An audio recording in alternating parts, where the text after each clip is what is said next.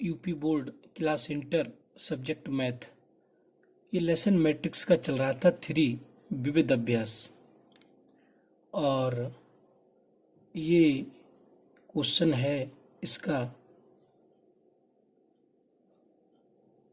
Question number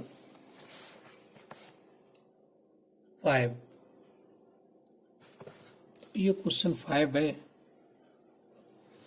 इसमें कहा है सिद्ध करो कि आव्यूह बी डैश ए बी सममित अथवा विषम सममित है यदि ए सममित है। कहने का तात्पर्य ये है, यदि ए सममित है तो बी डैश ए बी भी सममित होगा, अथवा विषम सममित है यदि ए विषम सममित है तो बी डैश ए बी भी विषम सममित होगा। ये सिद्ध करा रहे हैं क्वेश्चन में। सॉल्यूशन में हम देखेंगे यहां से, माना ए सममित है,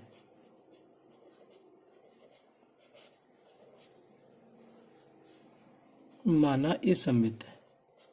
अब ए को सममित लेके चले, जब सममित लेके चले यहां से, तब कंडीशन होगी ए डैश बराबर ए, क्योंकि सममित में ए डैश बराबर ए के होता है। तो अब हम बी डैश ए बी की बात कर रहे हैं, तो बी डैश ए बी का डैश निकालेंगे यहां से, डैश बराबर। तो सबसे पहली बात तो इसे ऐसे लिख सकते हैं, B dash A B, B dash A B का डैश, ऐसे ये चीज या ये चीज एक ही है। इन दो ए बी को एक मैट्रिक्स सपोज कर लिए। यहां से ए बी का होल डैश होता है, तो रिवर्स ऑर्डर में डैश पहुंचते हैं इनके। तो ए बी का डैश अलग लगेगा और बी डैश का डैश अलग लगेगा, ये ऐसा ऐसा। तो यहां से इसका डैश दोबारा देखेंगे तो इसका डैश जो होगा तो ये रिवर्स ऑर्डर में होगा, ये बी डैश पहले आएगा, ए डैश बाद में, और बी डैश का डैश तो बी ही होता है। किसी ट्रांसपोज मैट्रिक्स का दोबारा ट्रांसपोज कर दिया जाए तो वही मैट्रिक्स प्राप्त हो जाता है। तो बराबर यहाँ से बी डैश और ए डैश के स्थान पे ए लिख देंगे, ए बी। तो इस प्रकार हमने देखा यहाँ से B dash A B, B dash A B का जो डैश आया निकल के, वो वही मैट्रिक्स आया निकल के। तो जब ऐसा होता है, उसका डैश वही होता है, तो ये सममित होता है। तो इसका मतलब ये सममित आव्यूह है, ये लिख देंगे। अतः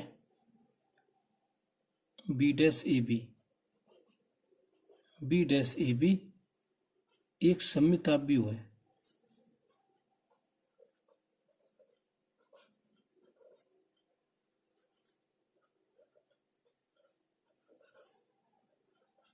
तो ये आपका सममित आव्यूह होगा। तो ये जब ए सममित था तो ये सममित आया निकल के। एक बार फिर समझा दे रहा हूं, ए सममित है तब कंडीशन होती है ए डैश बराबर है। अब हमें ये सिद्ध करना है, तो इसका डैश निकाल के देख रहे हैं। डैश निकाला, तो इसका डैश जब निकालते हैं हम, तो हमने ए बी को एक मैट्रिक्स सपोज कर लिया, एक ही है एक ही है। तो जब किसी का डैश निकालते हैं तो ये रिवर्स ऑर्डर हो जाता है, ये इधर, और डैश अलग अलग पहुंचता है इन पर। मैंने पिछली वीडियो में बताया था। अब ये अपने आप में दो मैट्रिक्सों का गुणनफल है, तो जब ये दो मैट्रिक्सों का गुणनफल है तो ये भी रिवर्स ऑर्डर में डैश इस पर भी जाएगा, इस पर भी जाएगा, लेकिन ये इधर आ जाएगा, ये इधर आ जाएगा। ऐसे बी डैश का डैश अगर किसी ट्रांसपोज मैट्रिक्स का दोबारा ट्रांसपोज कर दें तो वही मैट्रिक्स प्राप्त हो जाता है। तो इस प्रकार हमने देखा। अब ए डैश की वैल्यू हमें पता है ए के बराबर है, क्योंकि ए सममित आव्यूह था। तो बी डैश ए डैश का मान ए और बी, तो हमने जब इसका डैश निकाला तो लौट के ये मैट्रिक्स प्राप्त हो गया है। तो इसका मतलब ये हुआ कि बी डैश ए बी एक सममित आव्यूह होगा। तो ये समझ में आ गया होगा। आगे, जब ए विषम सममित है, जब ए विषम सममित है,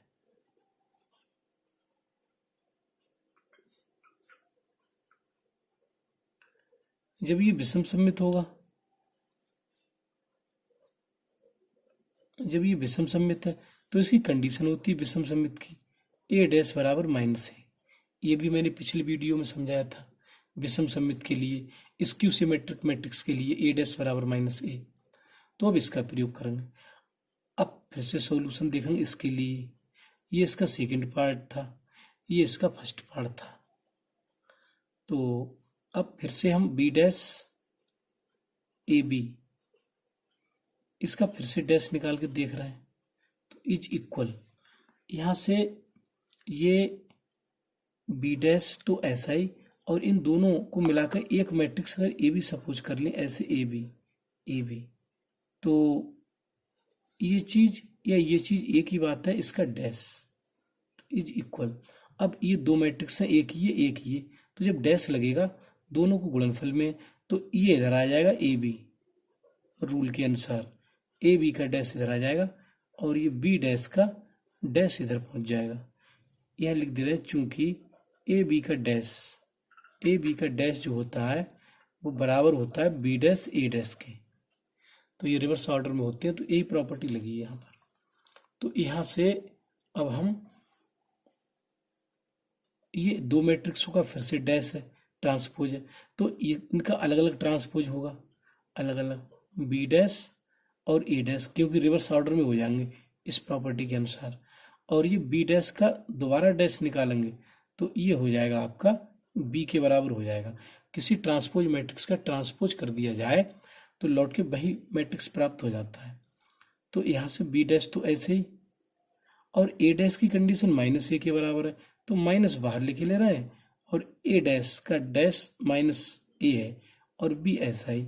तो हमने क्या देखा, यहाँ से हमने देखा बी डैश ए बी का डैश, इसका ट्रांसपोज, डैश का मतलब ट्रांसपोज है यहाँ, इज इक्वल माइनस के, ये मिला बी डैश ए बी। तो देखा आपने, ये चीज यही चीज मिली लेकिन माइनस चिन्ह आ गया। जब ये चीज यही मिल जाती है, माइनस चिन्ह आ जाता है, तो हम ये कहते हैं कि ये विषम सममित है, इसका मतलब ये विषम सममित है। तो यहाँ लिख देंगे अतः बी डैश ए बी एक विषम सममित होगा।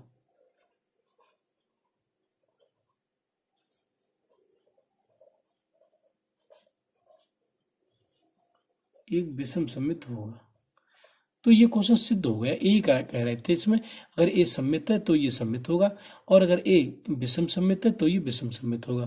तो ये क्वेश्चन प्रूफ हो गया, यहाँ लिख देंगे अतः सिद्ध हुआ।